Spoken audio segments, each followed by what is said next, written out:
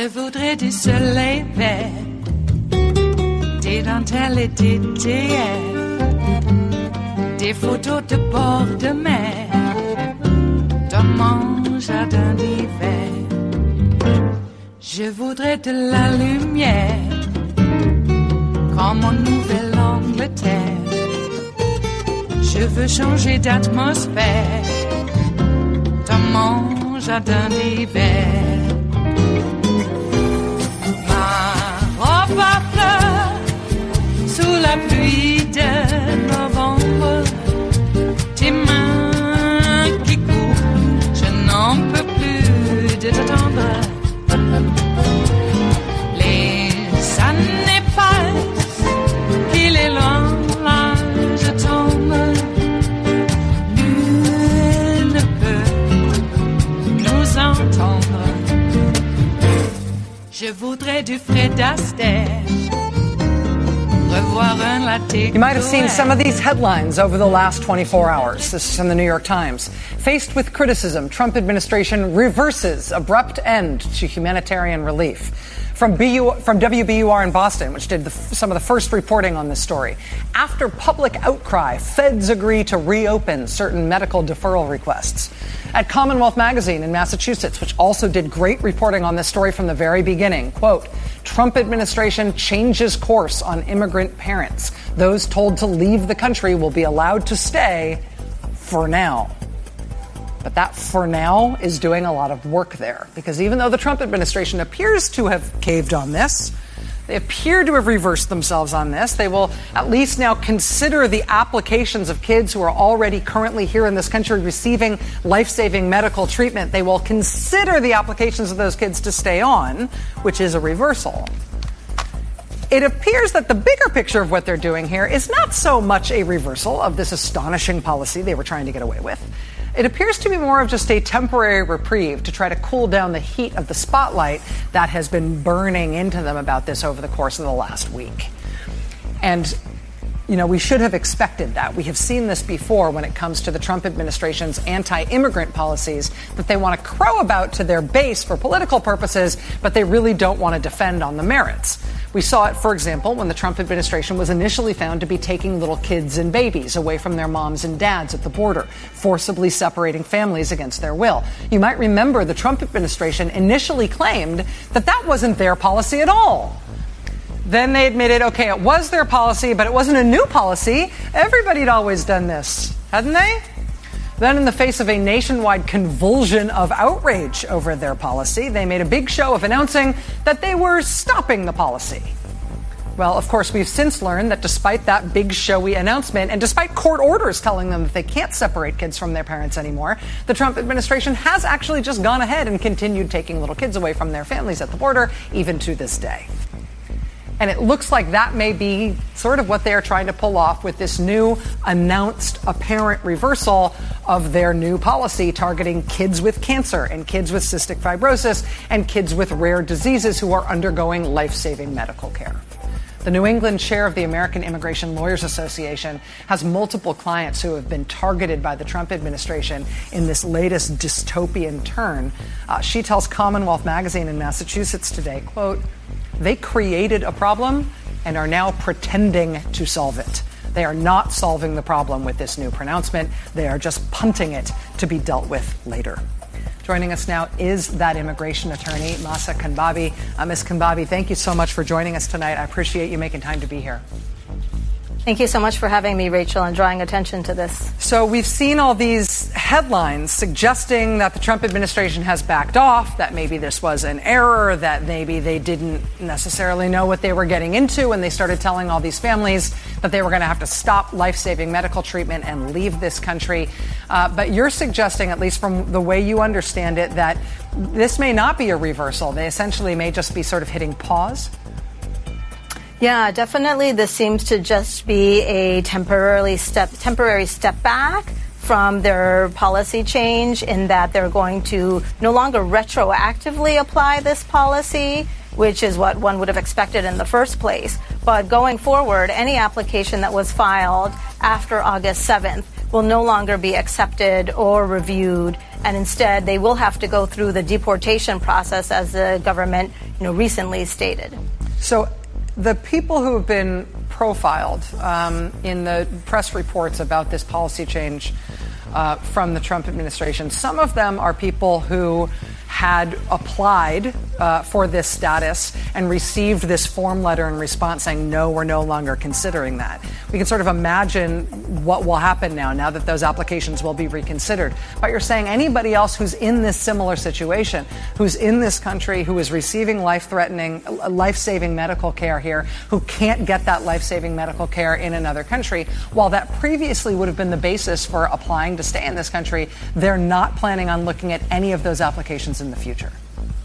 Correct, right. So essentially they're continuing with this gratuitously cruel policy. So if someone were to apply on August 8th or today saying, I have a very rare heart condition, for example, like my client, who did not have arteries connecting to her heart and had to come to the United States for this treatment, if she tried to apply today, they would not take her case. And instead, she would have to go into the deportation process, which would use tremendous government resources, from ICE to having to process these individuals to going to an immigration court where they have to see a judge and use the resources of an already overburdened immigration court and the trials court system. And then finally, when they get a deportation order from an immigration judge, only then could they ask the Immigration and Customs Enforcement Office, ICE, saying, please don't carry out this deportation order. Let me apply for a stay of my deportation. Wow. It's, a very key distinction there, that this is a legal status that is being taken away. These are not people who are here in an illegal status. These are people who have legal status now, and it's being removed, putting them in a totally different part of the enforcement section. Let me just ask you briefly, you mentioned your 14-year-old client there. We talked about her the last time you were here, Ms. Kambabi. She's 14 years old. She has had heart surgery for this rare condition.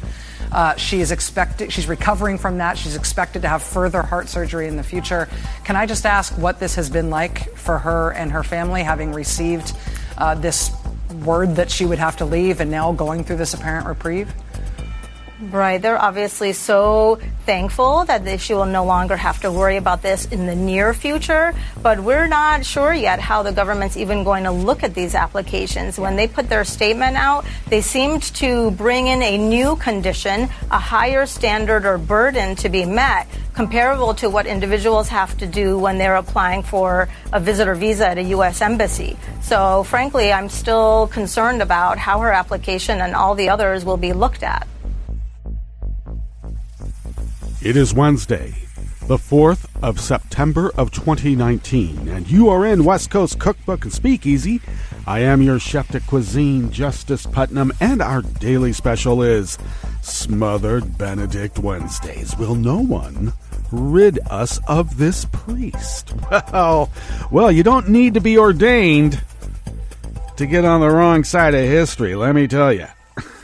It'll just sneak up on you and grab you by the throat. Oh, yeah. Hey, glad you made it. And we're glad we're here. With the world in the state it is, one might think that it could all just, blow up.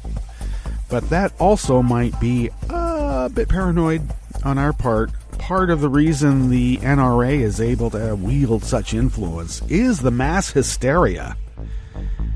That people are so frightened of everyday life that they have to be fully armed. Fully. And this morning, I came across Dan Crenshaw. You know the guy who hides behind that eye patch. Yeah, I know, I went there. But he hides behind that eye patch because, then people will feel sorry for him for being a wounded war veteran. And yeah, he's a wounded war veteran. It doesn't keep him from being a dick. Okay, I know you're not supposed to say that on the radio, but we're on internet radio, so we have a bit of latitude. So Dan Crenshaw is all upset about background checks. And I've always wondered why people are so upset about background checks. Are they afraid there's going to be something in their past that might preclude them from having a weapon of war that they can carry on the streets and into Walmart? Is that what they're afraid of? Well, it's not just weapons of war, of course. It's also handguns, which, let us remind ourselves, is the number one implement of death in the United States in terms of weaponry. And there are bans on handguns and major restrictions being made right now, and we should have them. But weapons of war are particularly onerous, in my opinion, and not just my opinion. Others' opinion, and the facts bear them out as well. So Dan Crenshaw's all upset because, you're going to make felons out of people because they can't pass a background check when they carry a gun. Yeah, exactly, Dan.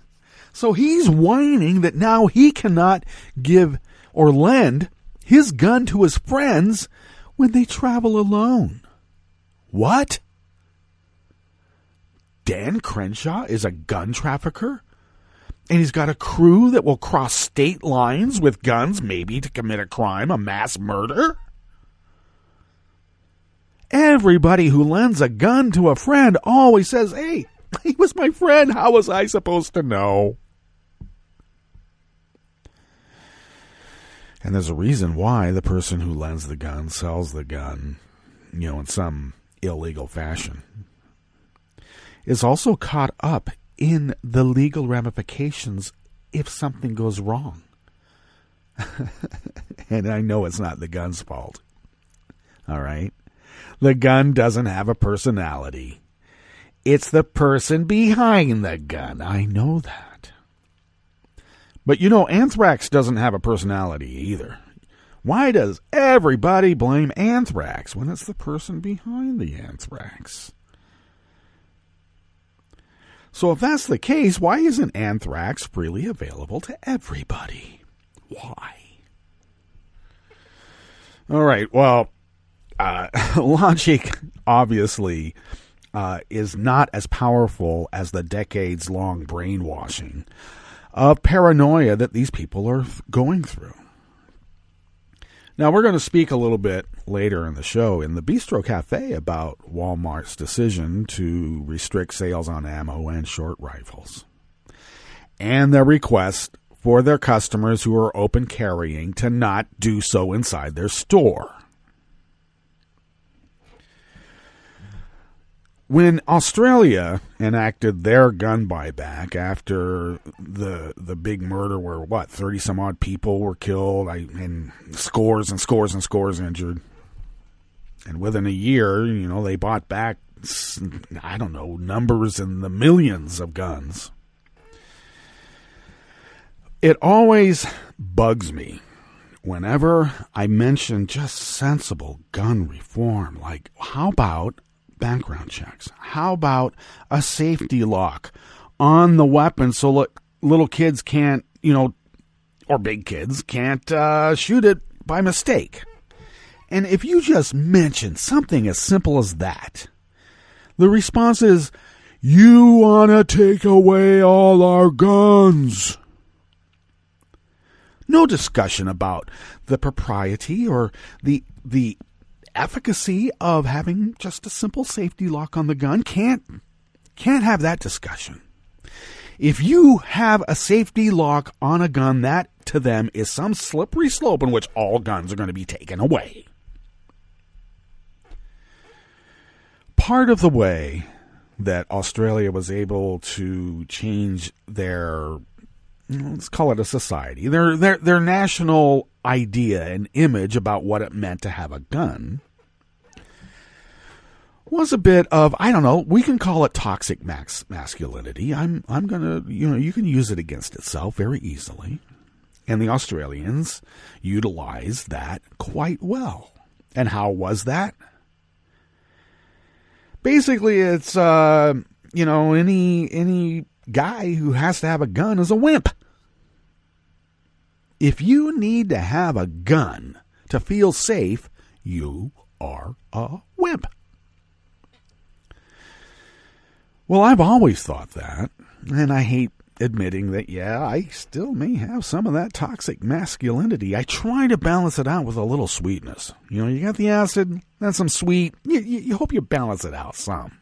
gives it a little bit of spice and flavor, but it's mellow enough that it doesn't really, eat away at you too much.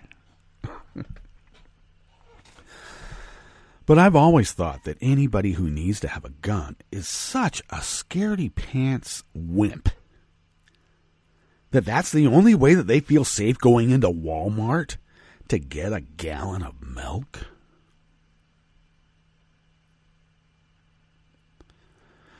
And really what it gets down to is that every argument I keep hearing is that, oh, you'll be thanking me when I step forward and shoot that shooter.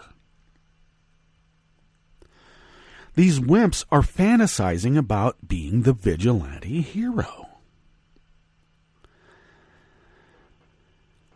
So maybe I could take a more humane approach and say, well, what we should do probably is increase the self-esteem of these young men so that they don't feel so ineffectual that they need to have a gun to go into Walmart to buy a gallon of milk all the way up into their 60s, 70s, and I don't know.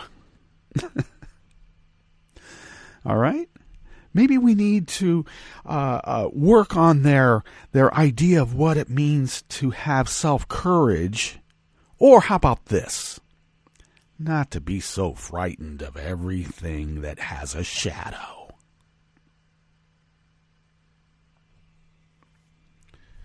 That might be nice. So you got that dynamic, and then you've got the dynamic of that just sensible gun reform is taking every gun away. So I keep hearing this, you want to take every gun away, and I go, no, all we want is maybe a safety, on the gun so kids don't grab it off the wall, and maybe some background checks so that people who have obvious flaws in their character, like murder, violence, and any other number of things, don't get a gun. Okay? I mean, that seems sensible. You want to take all the guns away. And they keep saying that. To the point where they absolutely believe that. They have brainwashed themselves. It's a self-fulfilling prophecy. As soon as they hear sensible gun reform, it triggers in their lizard brains, all the guns are going to be taken away. So I brought up, it's an obvious comparison example, the Australian buyback back in 94, I believe, or from the 94 incident. And conservatives in that nation and around the world said, the reason there haven't been any mass shootings is because it's such a statistical anomaly. I mean, mass shootings are so rare that you can't really say that because we haven't had as many in a decade or so. Well, actually, a study was conducted last year in Sydney, believe the University of Sydney, and another major institution in Australia wrote a paper and did the statistical analysis. And the idea that mass shootings didn't happen just by chance was about 200,000 to 1. This is a study and paper published just at the end of last year. So I presented that to these interlocutors who insist that we want to take all their guns and gun reform never works. And yet, the mass shootings took a deep drop. Now, there were some. Mass killings, let's put it that way, because it wasn't always guns. But the sheer numbers did drop as well, I should add. Okay. But the argument then is that, well, they didn't take all their guns away. I go, no one ever said they were. They had a list of guns that they were going to take off the street the civilians should not be owning. And there's a bunch of other guns that people can have under certain conditions, and some with very light conditions. But this other class of guns have been taken off and they were bought back. Well, they didn't take away all their guns, so therefore gun reform doesn't work. Because if they don't take away all the guns, then your liberal idea of gun reform doesn't work. And I keep telling them that's your idea of what you think our idea of liberal gun reform is, because you have been brainwashed by the NRA to be a wimp. Yep, they don't like that. They don't like being called a wimp. Well, you're calling cops a wimp. I got to tell you, I know a lot of cops. And they got to carry guns because pretty much they're wimps.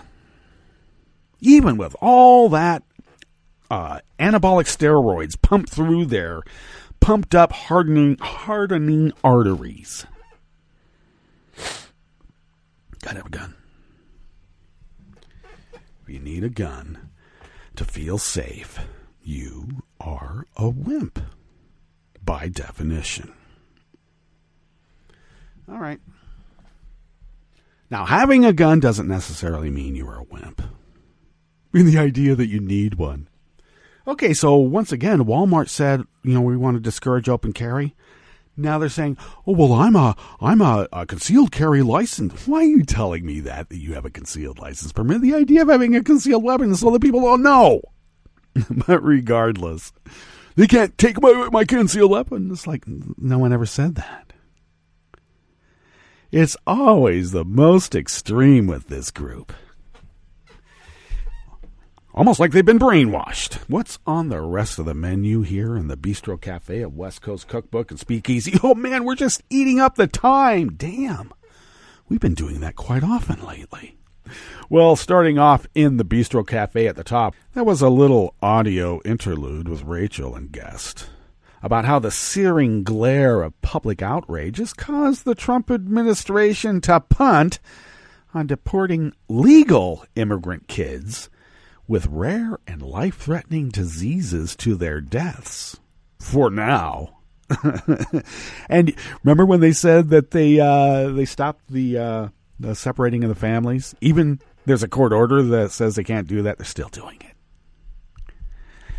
I want to know how many of these kids who have been part of these research programs are being deported to their deaths.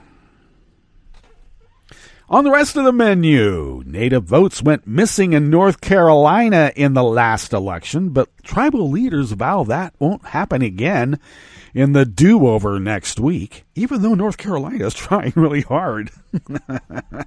Yeah. Anti-democracy in action. The NRA is angry that in a free market, sometimes people choose not to arm mass shooters.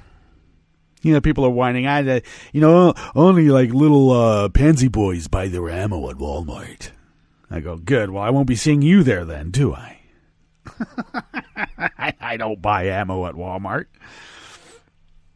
Why would I? My God.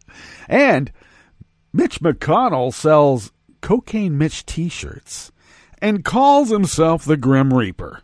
But he thinks the name Moscow Mitch goes too far. Yeah, it stings because it's true.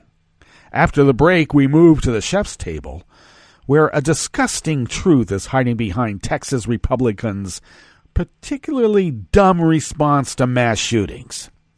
And Winston Churchill's grandson is being expelled from the Conservative Party after defying Boris Johnson. And he's not the only one. Order! Order! All that and more on West Coast Cookbook and Speakeasy. Bon appetit.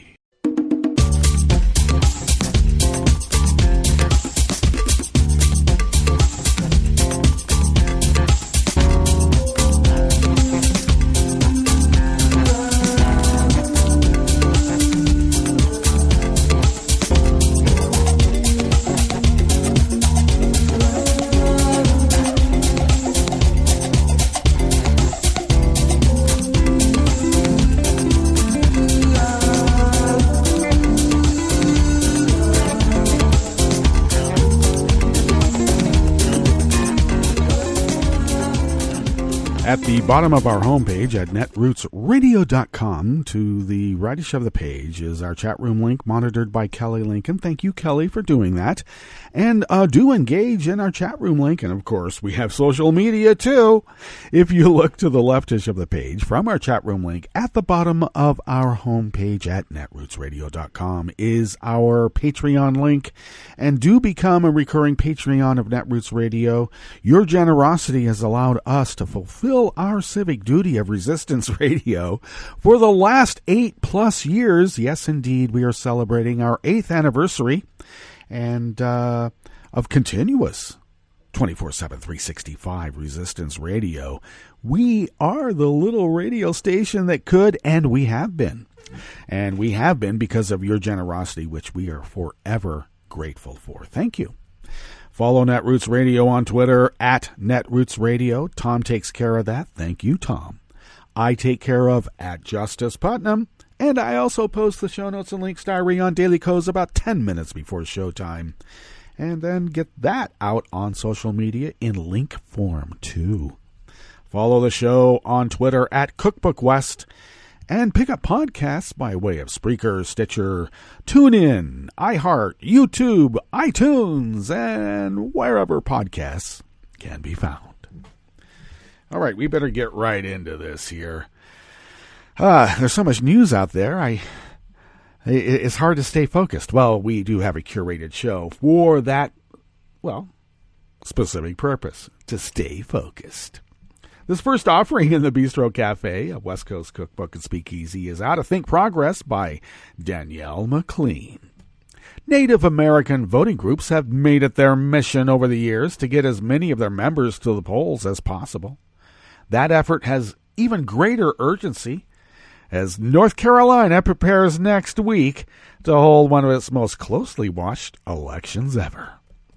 The 40,000 voting eligible Lumbee tribal members living in North Carolina's 9th Congressional could swing the special election for the tightly contested U.S. House race, pitting Republican Dan Bishop against Democratic contender Dan McCready. Ahead of next Tuesday's vote, tribal members have been knocking on doors to encourage their members to get out to the polls. Working with Native voting rights group 4 Directions, more than 24 members of the Lumbee tribe have been hired to visit every home on the reservation and to even drive people to the polls if necessary. Did you know that North Carolina is trying to make it illegal to even drive people to the polls? Now understand, North Carolina got caught in a scam where they were throwing away votes, registering people to vote by absentee ballot, voting for those people. They got caught red-handed. So what was their idea for the solution? Make it illegal to register people to vote. So people knocking on doors. If you belong to a group like 4 Directions, North Carolina is trying to make that illegal. They don't want another acorn when there's a vacuum because of them being caught red-handed manipulating elections. Of course, the only way to make sure that elections are not manipulated is to be able to vote in such vast, overwhelming numbers that the margins cannot be manipulated, because that's the only way they can win. But if you're able to keep people from voting at all, by any means necessary, you can manipulate those margins. Let's hope the Lumbee tribe and other groups get out the vote.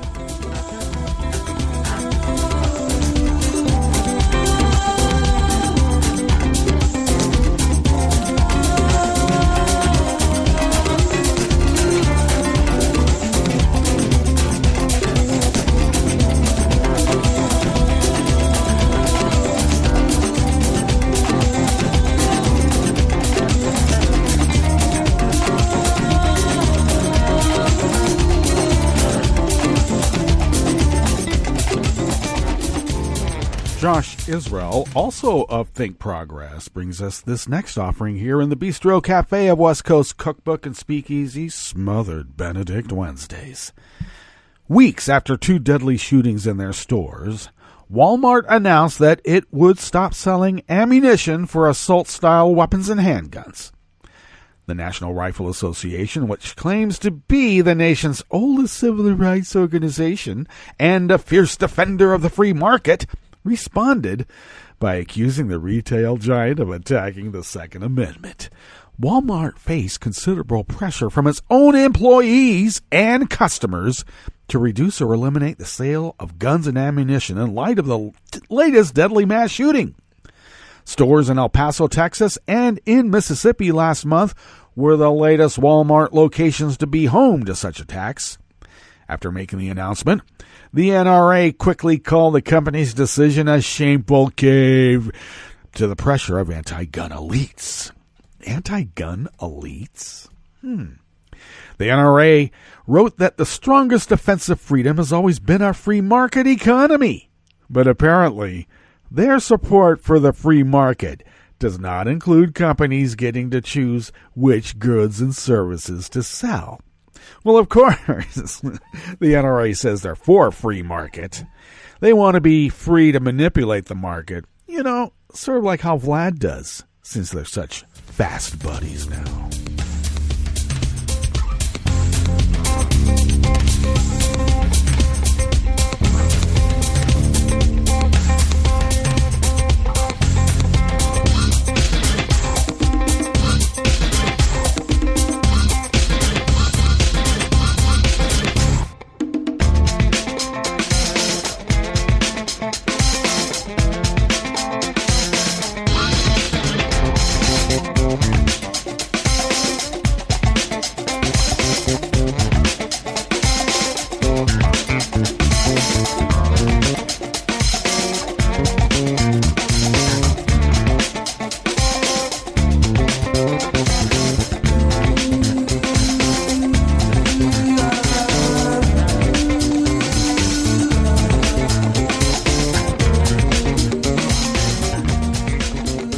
Oliver Willis of Share Blue Media brings us this final offering here in the Bistro Cafe of West Coast Cookbook and Speakeasy. Senate Majority Leader Mitch McConnell complained in an interview yesterday, Tuesday, that people have been calling him Moscow Mitch, but he has no problem with nicknames that tease him about cocaine and murdering popular legislation and his Democratic opponents. Conservative talk show host Hugh Hewitt said he played the cocaine song before McConnell joined the show because Cocaine Mitch is a popular hashtag, and Grim Reaper is as well. But he and McConnell agreed that the also popular nickname and hashtag Moscow Mitch is unfair to the Republican senator and over the line. It's modern-day McCarthyism, McConnell said. Unbelievable for a Cold Warrior like me, who has spent a career standing up to the Russians, to be given a moniker like that. It's an effort to smear me. I can laugh about things like the Grim Reaper, but calling me Moscow Mitch is over the top. McConnell and Hewitt rehashed his historical opposition to the Soviet Union, but neither man discussed why McConnell has received his nickname. The Moscow Mitch label came after McConnell refused to allow the Senate to vote on legislation protecting American elections from future Russia meddling.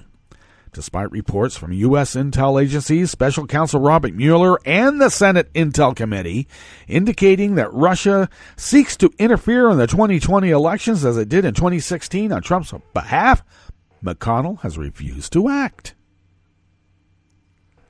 McConnell's refusal to protect the U.S. from Russia is an echo of his actions during the 2016 campaign, when he hobbled the Obama administration's response to Russian interference.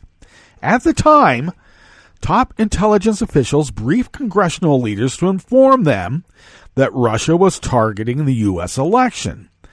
But instead of presenting a united bipartisan condemnation of such attempts, McConnell threatened the Obama administration. I will condemn you and the Obama administration for trying to mess up this election, McConnell reportedly told CIA Director John Brennan. Well, it sounds like in this reporter's opinion that, hey, the fix was in. And Moscow Mitch, yes, he didn't just give Deripaska that steel contract because it was out of the goodness of his heart to his constituency. Russian active measures do what Russian active measures does. Now, McConnell has been criticized by fellow conservative Republicans for his refusal to sign on to election security. Meanwhile, he has reveled in the Grim Reaper nickname he gave himself. I'm still the majority leader in the Senate. Think of me as the Grim Reaper, McConnell told voters in April, threatening to block any popular progressive legislation that might pass the House. None of that stuff is going to pass. Hey, as another aside, there has been a refiling of the lawsuit against McConnell for holding up and obstructing the Garland nomination. Let's see if they have standing, and that court case can wend its way through. McConnell has not waited until the 2020 election and refused to hold any votes on plenty of legislation the House has passed this year. Democrats say he had turned the Senate into a legislative graveyard on everything from gun safety bills to a minimum wage increase to protecting access to health care. McConnell so enjoys his Grim Reaper nickname and reputation that his campaign used it to speculate about the death of his Democratic opponent, Amy McGrath, with a mock tombstone hours after a mass shooting.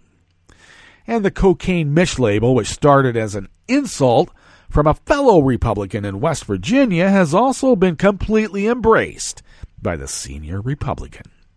His re-election campaign sells Cocaine Mitch T-shirts, even after the mother of a man who died of an overdose slammed him for his cavalier attitude.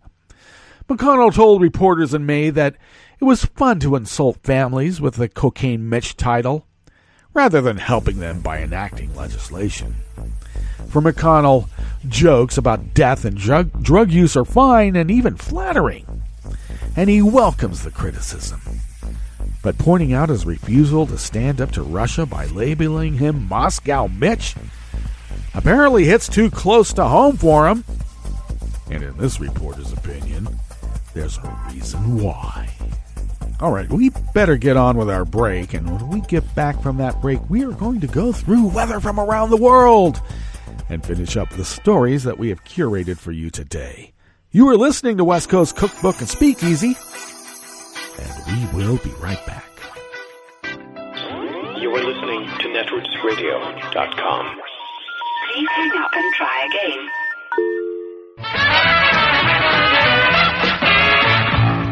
From a point at sea to the circles of your mind, a new force is at work for planetary transformation. New radio for a new Earth.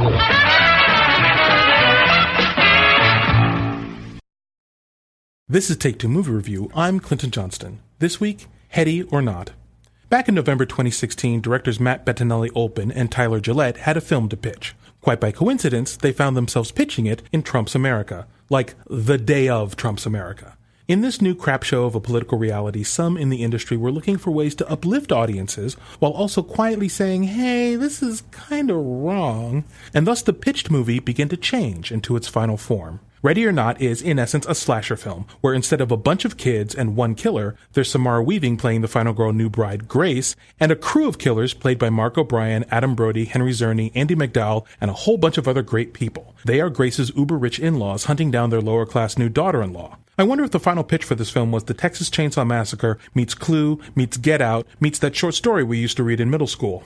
It's a quote-unquote dark comedy, and everybody on their press junkets is talking about the film's subversive political message. Weaving herself said it was fun seeing the 1%, quote, taken down a notch. And I say, you call that taking them down a notch? Because I call Ready or Not maybe giving them a paper cut, maybe inviting them to a tickle fight. Sure, I get how the movie shows the callous disregard for life that privilege and wealth breeds, but honestly, that observation is more narrative background than anything the movie seriously examines. Mostly, this flick's just a nice-looking, well-acted, decently directed, diverting survival chase, which leads us back to the directors, who say they wanted a film that would primarily entertain, and maybe slide in some commentary if someone cares to look. But here's the thing. When dealing with a fascist administration that's running concentration camps and hunting down brown people like... okay, admittedly like that short story we read in middle school, I don't know if you both get to take a stand and be light and escapist at the same time. This has been Take Two Movie Review. I'm Clinton Johnston. Catch up with us at TakeTwoMovieReview.com and feed us back on our page on YouTube.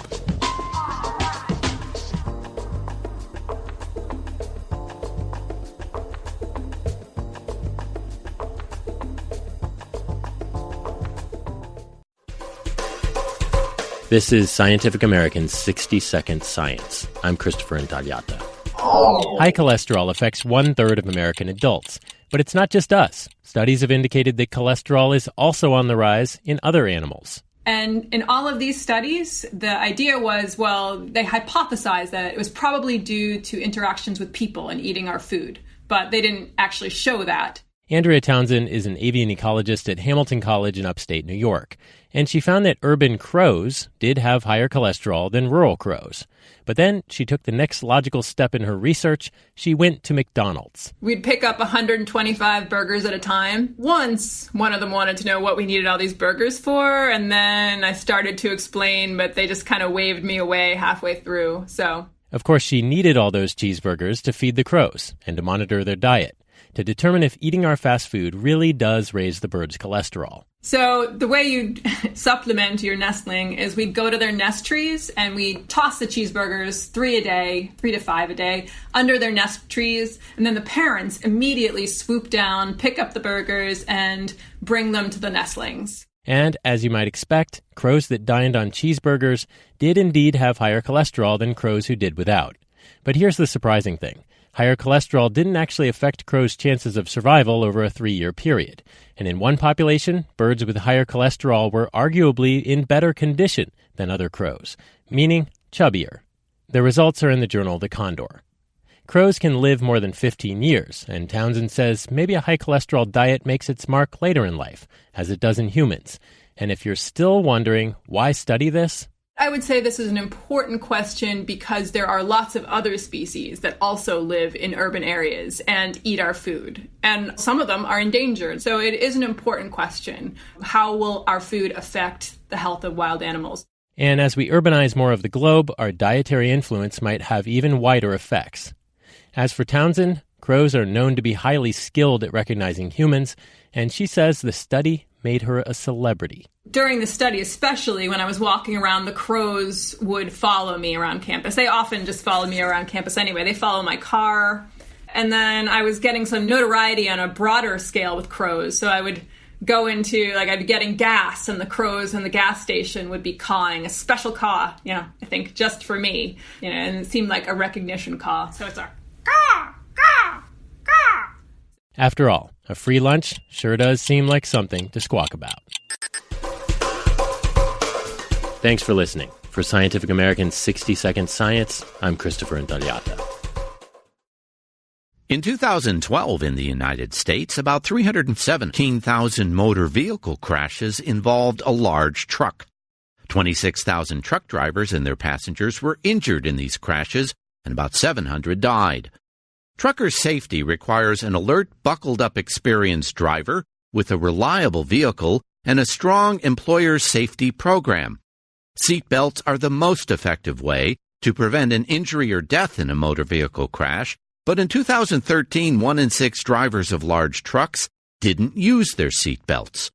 Employers can help truck drivers stay safe by committing to driver safety programs at the highest level of leadership, establishing and enforcing driver safety policies, including requiring everyone in the truck to buckle up, and addressing factors that contribute to crashes, such as drowsy and distracted driving. To learn more, visit cdc.gov/vital signs. Hi, I'm Tom Hartman, and since you're listening to netrootsradio.com, show your progressive side and go to the donate button on the bottom of the homepage. It's progressives like you who power Netroots Radio and keep the progressive message beaming everywhere 24 hours a day. Just go to our donate button at the bottom of netrootsradio.com. Thank you for keeping progressive radio at full power.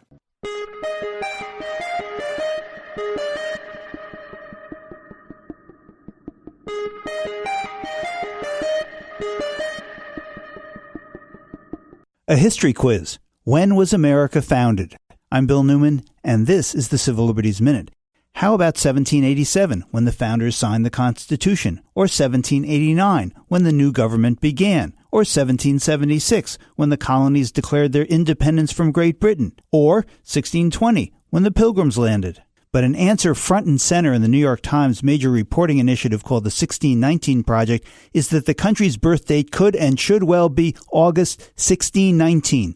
when a ship arrived in the colony of Virginia bearing a cargo of 20 to 30 enslaved Africans, quote, an arrival that inaugurated a barbaric system of chattel slavery that would last for the next 250 years.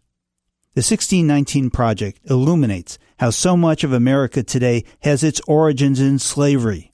From our industrial power and economic might to our electoral system and our legal system and health and music and violence and income inequality, for example. The ending of the introduction to the 1619 Project says, quote, American history cannot be told truthfully without a clear vision of how inhuman and immoral the treatment of black Americans has been.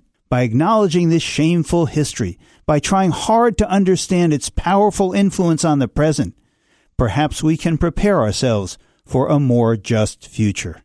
The Civil Liberties Minute is made possible by the ACLU because freedom can't protect itself.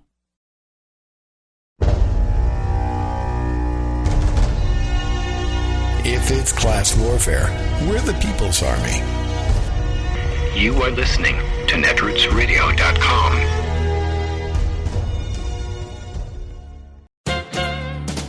There's a hunter's nightmare in which a group of them flush some rabbits out of the brush. But rather than scampering away, the furry bunnies turn toward their stalkers. "Run!" shouts one of the hunters. "Run for your life! The rabbits have guns!" Arming animals would make the sport of hunting a bit more sporting, wouldn't it? Well, what if we did give all wildlife a fighting chance against the destructive firepower of profiteers who so carelessly ravage their habitats and kill them off?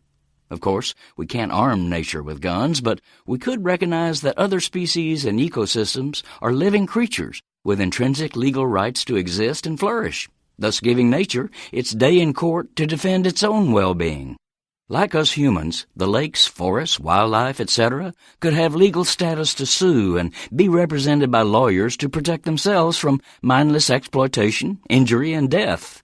This rights of nature concept is already being applied in such countries as Ecuador and New Zealand, and more than 36 U.S. cities and towns have passed ordinances acknowledging that various natural resources in their areas have inherent rights to take polluters and other despoilers to court. Ironically, the corporate powers, who have perverted law, logic, and nature to have their lifeless profiteering entities declared persons, are aghast that Mother Nature can have rights that can counter the corporate claim that their right to profit is absolute. This is Jim Hightower saying, at its core, the rights of nature movement is asserting the obvious. Earth's biosphere is not a free candy store for our taking. We are one with the natural world and must find ways to cooperate fully with it for our own survival. To learn more and connect to action, go to Community Environmental Legal Defense Fund, www.celdf.org, celdf.org. Need an antidote to the progressive blues? Want some good news about how grassroots folks are rebelling against the corporate powers and winning? Well, here's an easy-to-swallow pill for you, the Hightower Lowdown. Hightower's monthly newsletter will give you the lowdown, even as it lifts you up. It's 4 pages a month, jam-packed with facts you can use, actions you can take, and Jim's own Texas humor, all for only $15 a year. To become a lowdowner, go to hightowerlowdown.org. I'm Rick Smith, and this is Labor History in 2. On this day in labor history, the year was 1894. At least 10,000 tailors went on strike to protest their sweatshop working conditions. The New York Times reported contract tailors of New York and Brooklyn celebrated Labor Day yesterday by going on strike. Unemployed tailors pledged not to work as scabs. Reports, said the Times, show that the tailors are united and will not give in. Clothing and textile working conditions had seen little improvement since the beginnings of the textile mills in New England in the early to mid-1800s. These factories were poorly ventilated, and the textile workers breathed in unhealthy dust. In many clothing manufacturing workplaces, employers often locked the fire escape doors to prevent workers from stealing merchandise. This practice led to the tragedy at the Triangle Shirtwaist Factory fire in New York City in 1911. 146 workers, as young as 14 years old, died when they could not get out of the locked building. Also, in 1910-1911, 1911, Chicago's semi-skilled immigrants from Eastern and Southern Europe formed a union local chartered by the United Garment Workers Union. These workers challenged the United Garment Workers' focus on promoting the interest of skilled workers. This challenge led to the start of the Amalgamated Clothing Workers Union in 1919. The union grew and moved its headquarters to New York City, where much of the garment manufacturing took place. While unionized clothing workers did enjoy better working conditions, today very few clothing manufacturers are unionized. Throughout the garment industry, there is an important need for union organizing. Thousands of garment workers across the world face unsafe conditions and long hours for little pay. Label. When you are buying one coat dress or blouse, remember somewhere our union sewing. Like what you hear? Check out more at laborhistoryin2.com.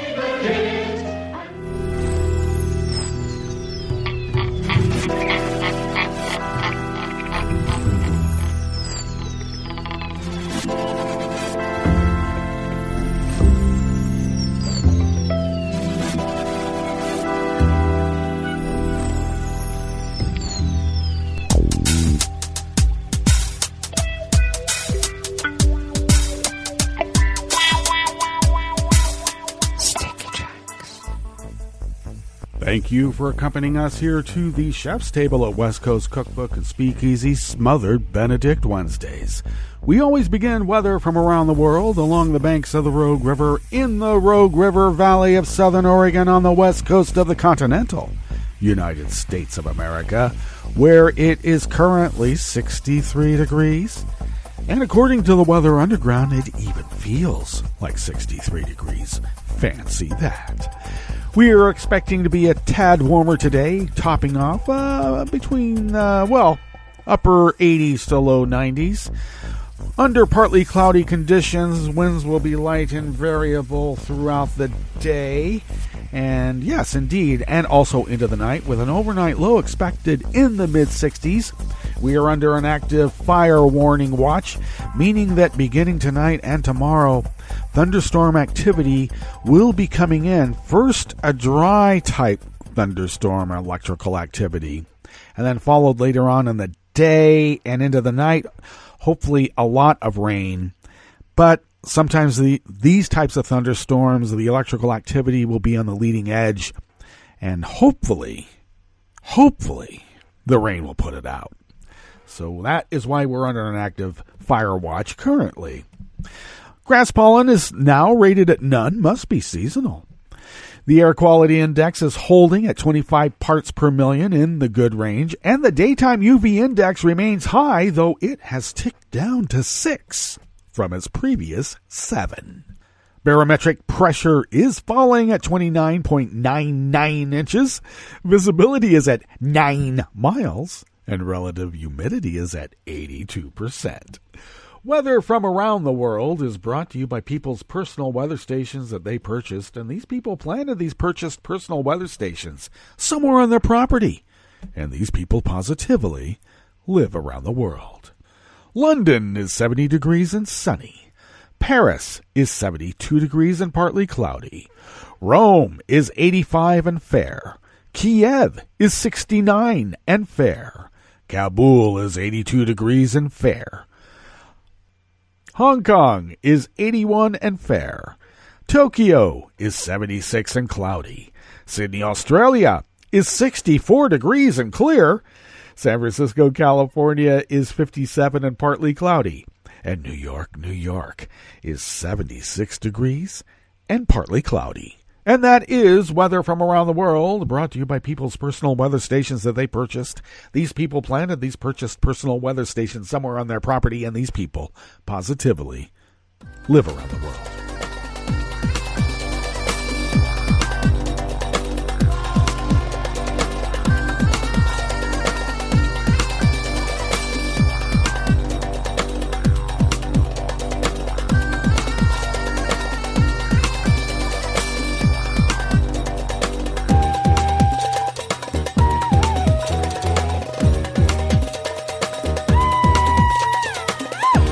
Amanda Marcotte of Salon brings us this first amuse-bouche here at the chef's table at West Coast Cookbook and Speakeasy.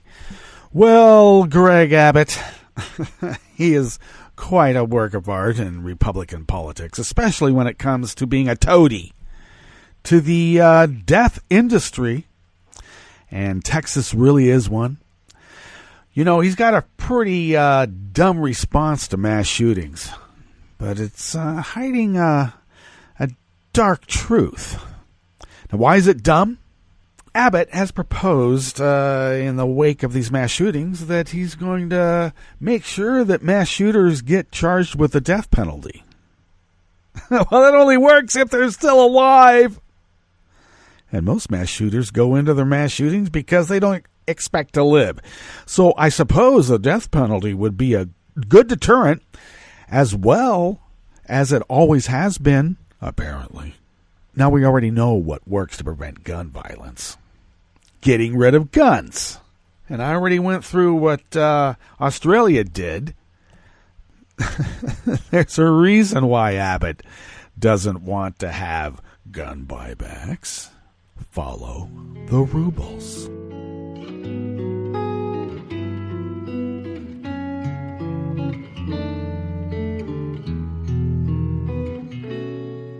Je te donne ce mon amour pour la vie entière. La promesse de me trouver à tes genoux. Aussitôt que tu m'appelles, rester toujours fidèle.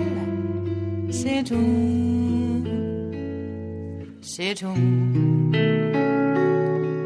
Je te donne tous mes printemps, mes étés de mer. Mes automnes, quand les feuilles tombent partout.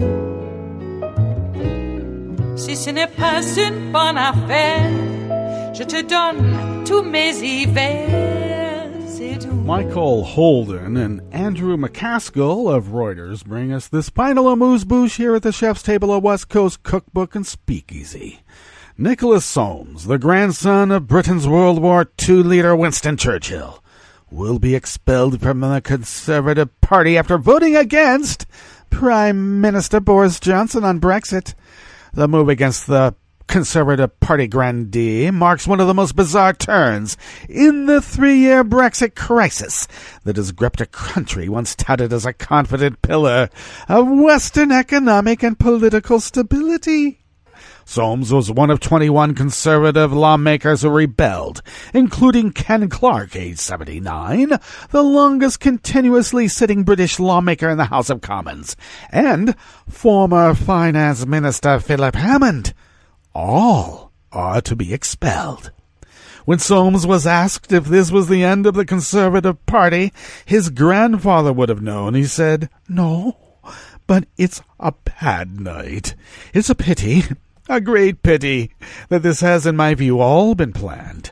This is exactly what they wanted, and they will have to have a general election, which is what they wanted."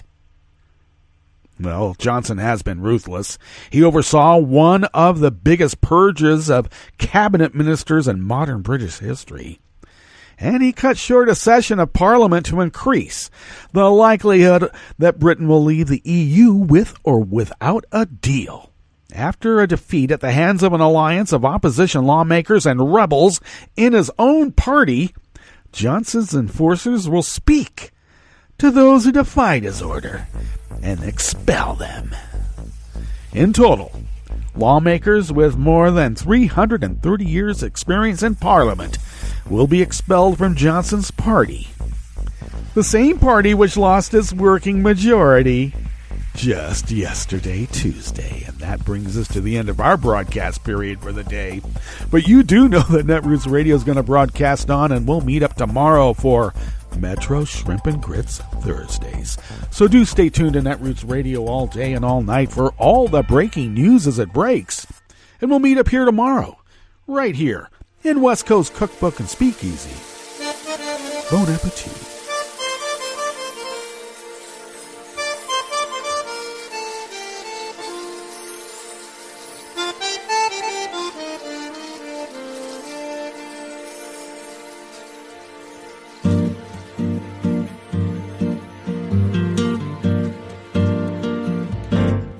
Je voudrais du soleil vert, des dentelles et des théières, des photos de bord de mer, dans mon jardin d'hiver.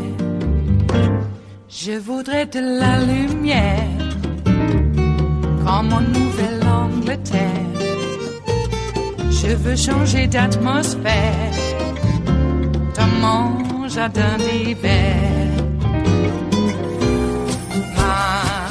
Ma fleurs sous la pluie de novembre, tes mains qui courent, je n'en peux plus de t'attendre. Les années passent, qu'il est loin, là je tombe.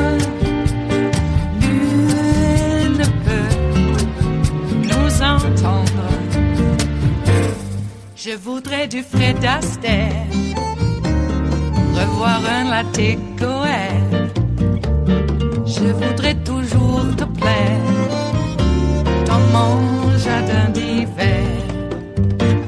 Je veux déjeuner par terre, comme au long de golfe clair, t'embrasser les yeux ouverts dans mon jardin d'hiver.